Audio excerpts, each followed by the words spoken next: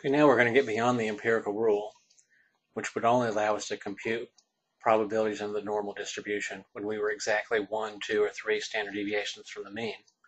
The way we're going to do that is we're going to use something called a z-table, which you can either print on the blackboard or the day class. I handed these out in class.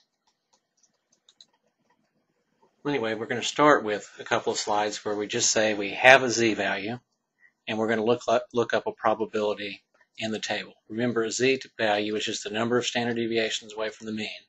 And when we look up these probabilities, it's going to be the probability from the mean to whatever point we're looking at. It's going to tell us, well, here we'll see.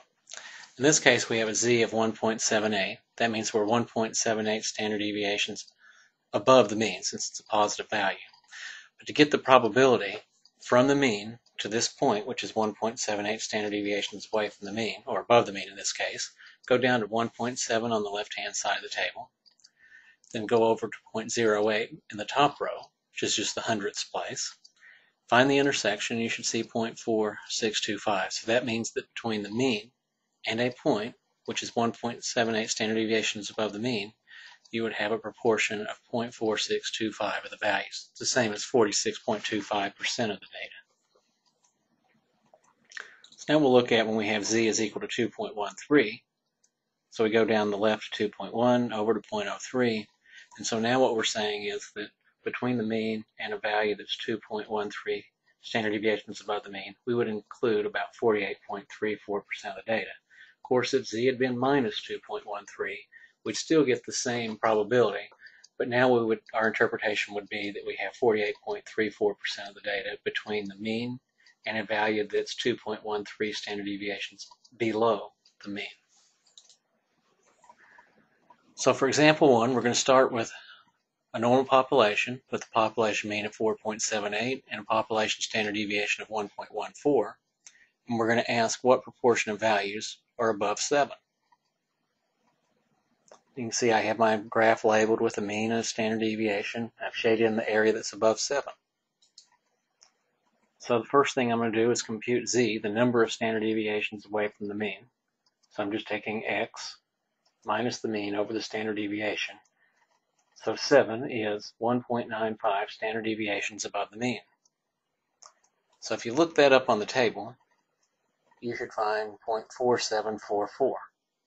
Go ahead and look that up and make sure you can do it. That just means that from the mean, 4.78, to 7, the value for which we're calculating a z, we include 47.44% of the data. But keep in mind, that's not what we're after. Look at the picture. We're after the area in the tail, the area that's shaded in blue there. Well, as usual, we know that 50% of the data are above the mean. And that means we're left with 0.0256 or 2.56% of the values in the shaded area, that is above 7.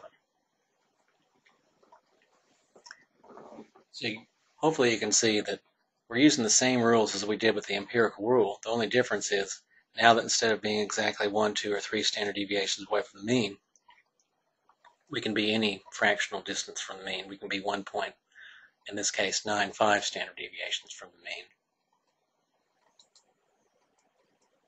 So example 2, we have that same normal population, the mean of 4.78, a standard deviation of 1.14. Now we want to know what proportion of values are between 3.5 and 7. So I'm just shading that area in. And you can see I have actually 2 z-values, one to go from 4.78 to 7, and the other to go from the mean, which is 4.78, down to 3.5. So we've already done the first one. From 4.78 to 7, we have a z-value of 1.95. And for 3.5, go ahead and subtract the mean from our value of x, 3.5 minus 4.78. How far below the mean are we? Divide by 1.14, the size of the standard deviation. You can see our z-value is minus 1.12. The minus just meaning we're below the mean. We're a little over 1 standard deviation away from the mean. So there's that 4744. We had that from the previous example. for 1.12,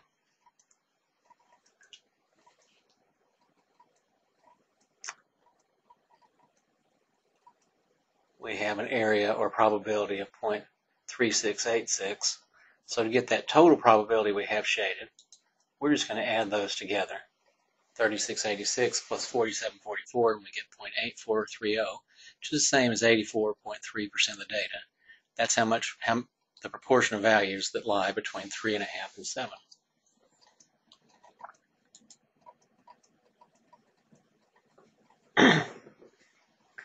Okay, the other kind of problem, just as we had before, was to find a percentile. In this case, we want to find the 90th percentile. That means we're looking for a value below which 90% of values lie.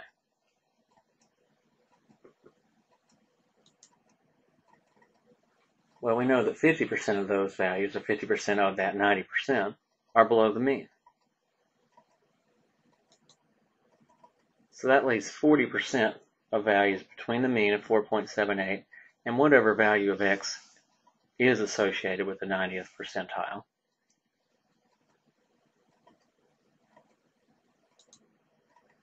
Okay, so in previous problems, we started with a z-value and worked our way to a probability.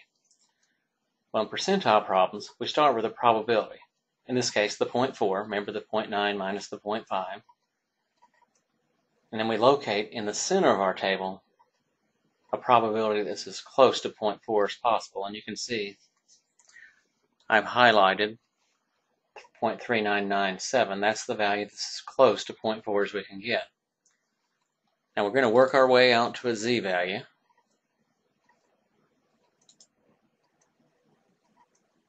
You can see that's 1.28. And so what that means is the percentile that we're looking for, the 40th percentile, is going to be 1.28 standard deviations above the mean.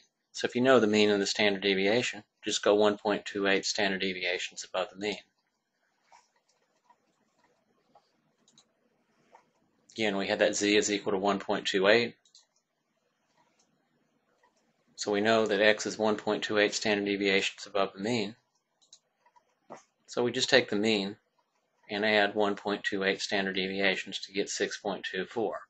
So that means that 90% of values in this distribution lie below 6.24.